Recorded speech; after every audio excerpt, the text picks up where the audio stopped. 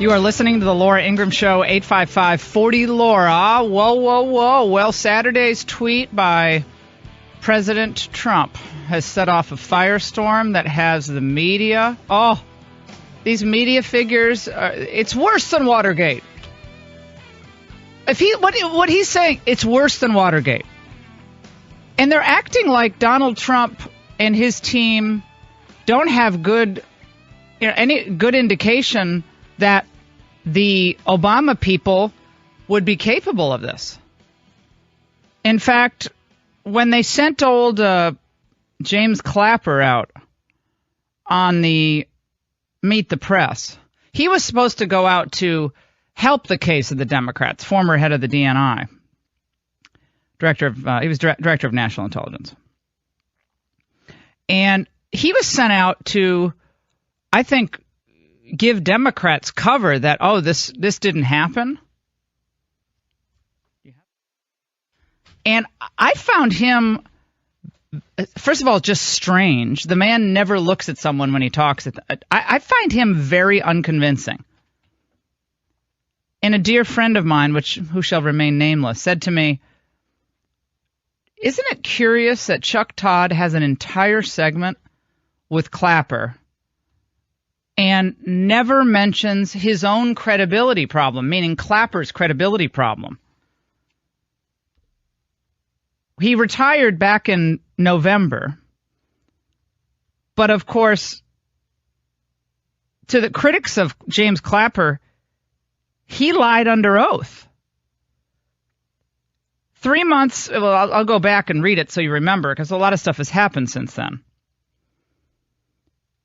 The passage of more than 3 years hasn't cooled the insistence in certain quarters that Clapper faced charges for an admittedly false statement to Congress. In March 2013, when he responded, "No, sir," and not wittingly to a question about whether the National Security Agency was collecting any type of data at all on millions of Americans.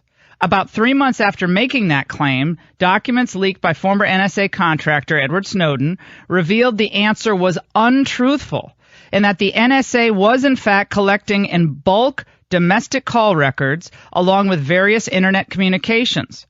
To his critics, Clapper lied under oath, a crime that threatens effective oversight of the executive branch.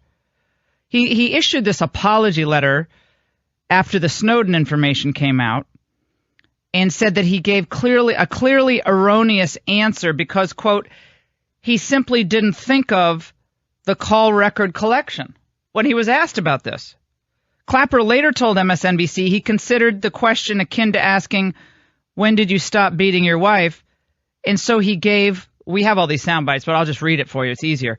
So gave the least untruthful answer. Regardless of what was going on through the director's head when he testified, failing to correct the record was a deliberate decision to lie to the American people about what their government was doing, said Democrat Ron Wyden from Oregon at the time, when they figured out what had happened. So Clapper, after all this history, not like with Sessions, where Sessions was asked this circuitous question by Frankenfrog about there's this information in a CNN report, I'm just getting it in right now, about the Russians maybe having compromising information on Trump, and if someone talked to the Russians during the campaign, that would be serious, wouldn't it? And then he's like, I've sometimes been called a surrogate the Trump campaign, but I never talked to the Russians. Well, he was obviously answering in the context of what Franken was saying. There was no way to listen to what Clapper said at the time in that direct question, except that Clapper was failing to tell the truth. Anyone should be under perjury charges. It should have been James Clapper, but they trot him out on NBC, and this is part of what he said. If the FBI, for instance, had a FISA court order of some sort for a surveillance, would that be information you would know or not know? Yes. You would be told this. I would know that. If there was a FISA court order on something like this. Something like this, absolutely. And at this point, you can't confirm or deny whether that exists? I can deny it. There is no FISA court order? Not to my knowledge. Of anything at Trump Tower? No. Not to my knowledge of anything at Trump Tower. How many of you?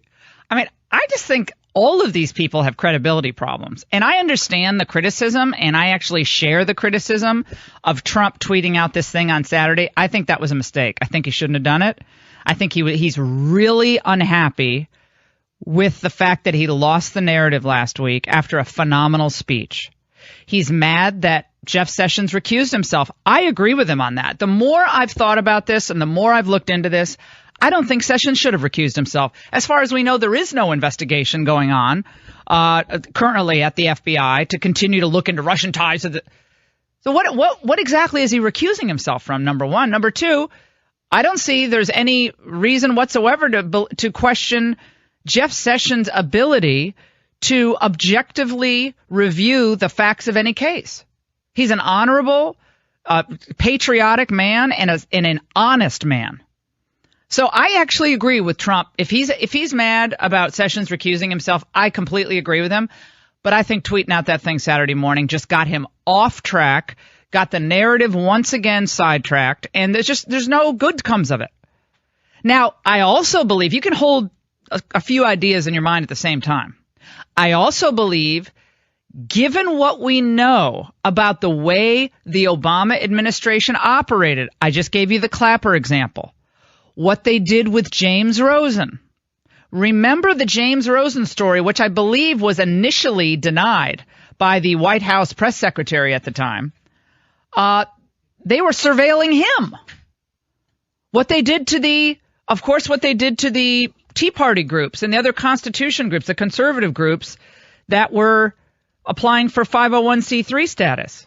What they did with Susan Rice, sending her out to lie. I think these people are capable of almost anything. And it's clear in my mind that behind the scenes, Barack Obama is at the very least, implicitly directing what's going on. I'm not saying that's going on now in the administration, but gave it all a wink and a nod.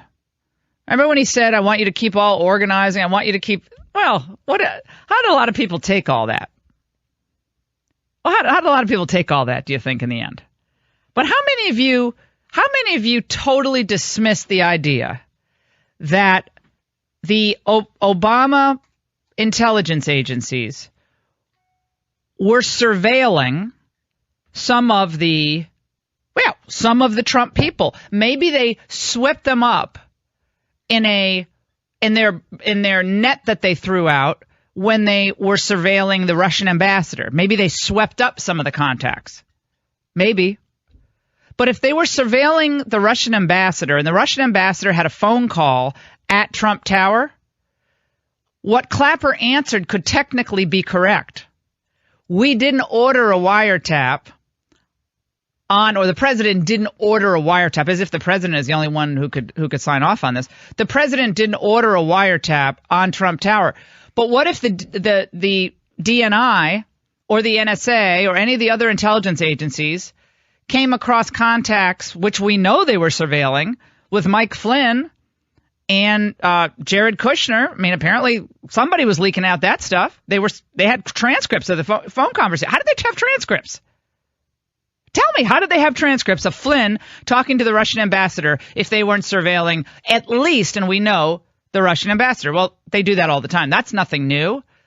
So he technically could have been correct. We didn't surveil, or we didn't eavesdrop or wiretap the campaign or the president. But what if they were surveilling what the Russian ambassador was doing or other, quote, Russian associates who happened to be either in contact with, could be completely innocent, in contact with Trump Tower or the transition, and you just happen to suck up information from people inside the transition. Now, that would technically not be wiretapping the campaign, but you would be sucking up information of people in the campaign. Do you see what I'm saying here? You have to think past the generalities and the general denials.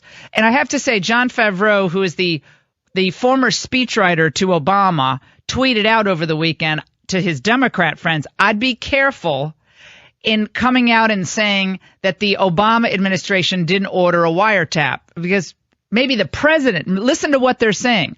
Josh Earnest kind of makes this, he brings this issue to the fore. You have to listen very carefully to what they're saying and what they're not saying. Can you categorically deny that the Obama Justice Department did not seek and obtain a FISA court order? What I can categorically deny, Martha, is that the White House was at all involved in directing or interfering or influencing an FBI investigation of any That's not sort. what I'm asking. Right. What I'm asking is, can you deny that the Obama Justice Department did not seek and obtain a FISA court-ordered wiretap of the Trump campaign? Here's the simple answer to that question is, Martha, I don't know. Okay. We're finally getting somewhere. Now, Comey came out yesterday. Comey's going to resign. There's no doubt about it. He's going to quit. I mean, I'd be stunned if he doesn't quit. This is all a big setup to Comey's big resignation, and then that's going to suck up a lot of oxygen. In my view, Comey's about to quit. He comes out, the FBI director comes out yesterday, and he asked the Justice Department, who's even working at the Justice Department? They don't have any of their people in yet. I don't even know who they're asking. They're asking old Obama people. Yeah, the acting deputy attorney general. Remember, because Sessions recused himself. Another reason why he shouldn't have recused himself. Sessions recused himself, so the deputy attorney general, who's acting deputy attorney general now, is Dana Bente. Now, Dana Bente prosecuted Bob McDonnell, the former Virginia governor. The plot thickens. Remember, that was thrown out on appeal. Remember that whole prosecution was thrown out on appeal, and Bente was very upset that they weren't able to nail Bob McDonnell. That man's life was turned inside and out. Unfair prosecution of him turned out courtesy of Dana Bente, because a prosecutor wants to get an indictment and wants a prosecution to be successful. That's what prosecutors do. Well, guess what? That was a political witch hunt against McDonnell, and now that man, at least for the time being, until the deputy Rosenstein, who I also have some questions about, by the way, I'll get into that later. I'm really getting into the weeds here, but these people can't tell them I didn't warn them about some of these folks. But Bente is now the person who would hear what Comey is asking for the Justice Department to reject Trump's wiretapping claim. To publicly reject Trump's assertion that Barack Obama ordered the tapping of Mr. Trump's phones.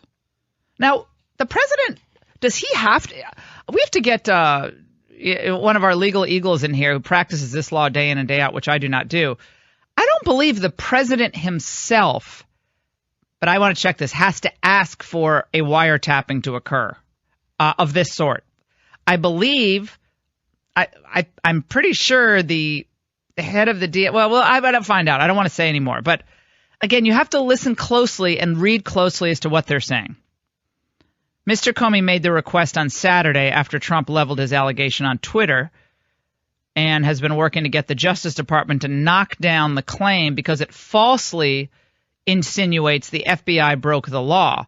Well, what if Obama didn't? Again, I'm going back to what I said earlier. What if Obama okayed, as I imagine he did, the surveillance of key Russian officials in the last several months of the campaign?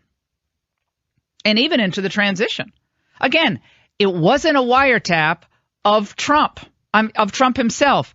It was a wiretap requested of the Russian associates. And when I say associates, that can be the most broadly interpreted term. Okay? Could be someone who had coffee with a Trump friend last year at a conference where they were looking at what Gazprom was. I mean, this is the most tenuous definition of associate I'm giving you. But you have to parse these words and these denials very carefully. We're going to take a break. 855-40-LAURA.